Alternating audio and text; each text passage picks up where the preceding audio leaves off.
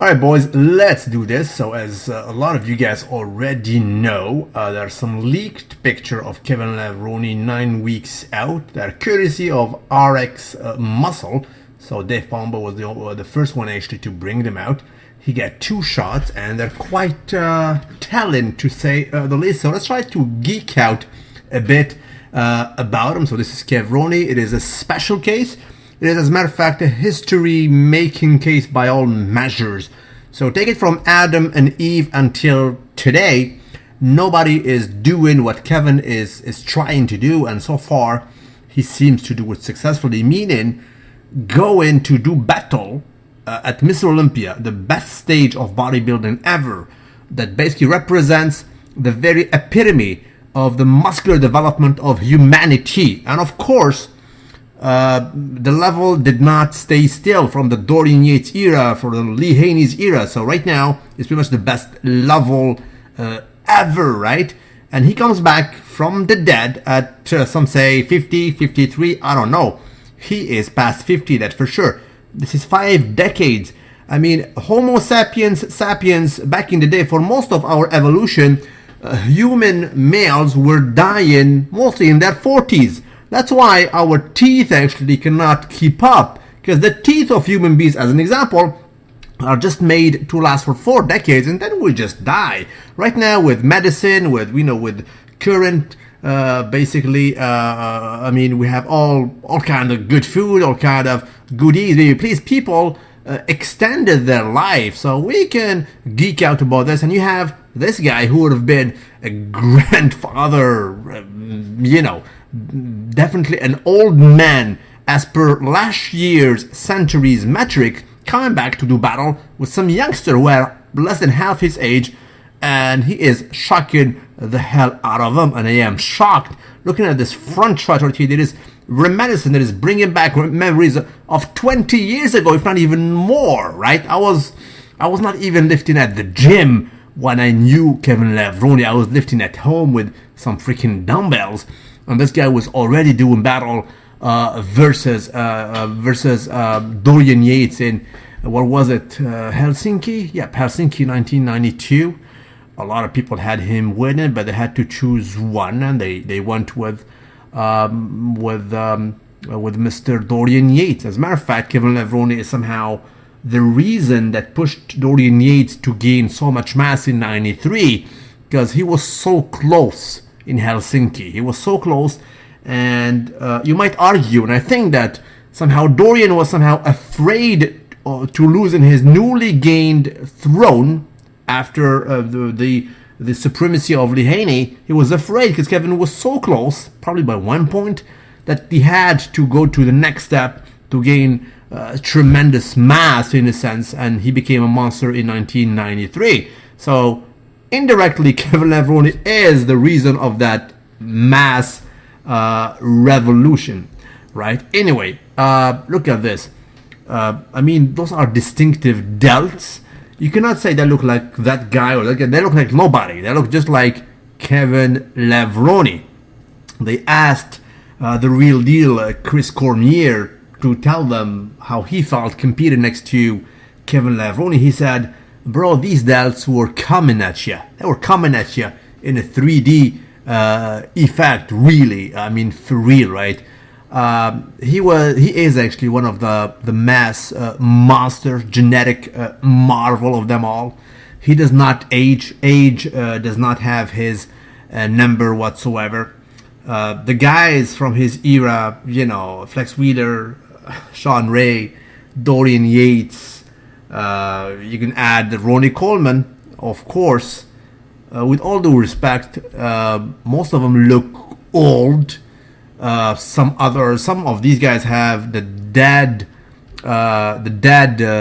body, or the dead bod, in a sense, right? Some might argue that some of them are jealous from Kevin Levrone, and I do agree. I think that some of them, in particular one of them, right, that Stink guy, in my opinion, is a little bit bitter, and he was doing every trick in the book, even back in the day, to try to win versus Kevin Levrone.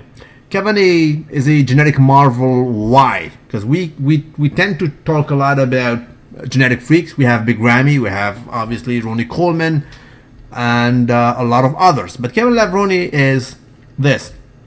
This guy was off the gyms completely. Even though he had his own gym back in 1996, he was not preparing for Mr. Olympia, for that matter, for most of the year. And comes 4 or 3 months prior to that, he will go ahead and consume the regular vitamins and minerals that are quite necessary to regain all that mass. And he comes and he is a top guy of in the world. All right, sometimes beaten by just politics. You know what I'm saying? I remember him when he won the Arnold in 1996. It was versus Flex Wheeler. Yeah, Flex Wheeler placed second, I think. And he had that interview with Arnold back then. Wow, I mean, that shape was just marvelous. 1995, when he placed second yet again to Dorian Yates. He overhauled his back, because his back was not that great in 94. To be noted, in 94 he was coming with from a minor, actually, chest operation, because he has a chest injury, so it was not the best shape of his life. But in 95 he overhauled his back completely, and even Dorian Yates, who is recognized to have one of the craziest back ever, he said that the back of Kevin Levrone was frightening. So when I spoke this year, a few months ago, to Kevin Levrone, and he asked me a question, I was coming back to the 95 Mr. Olympia, because that, in my book, was a marvelous, marvelous shape. His only enemy, admittedly, was the fact that, Mr. Olympia was reigning and he need to knock the champion. But in my book, I mean, if you respect the metrics, Dorian Yates should not have 6 Sandows, just like Ronnie Coleman should not have 8 Mr. Olympia, let alone Lee Haney should not have 8 Mr. Olympia. And Jay Cutler would have, in my book, more Mr. Olympias than just 4, even though he should have lost the 2007 Mr. Olympia to Mr. Victor Martinez, but that's another story. But you guys know what's up. Nonetheless, these 2 pictures, because there are 2 of them, this is the front one and there is the back one. This is Elon Musk from another video. There we go. So this is the back shot. Not quite clear, not quite revealing, to be honest with you guys, even though, Palombo was talking about striations and feathers on the traps, and they were saying he was like 4% or whatever. I'm not gonna go there as of yet. It is not quite clear.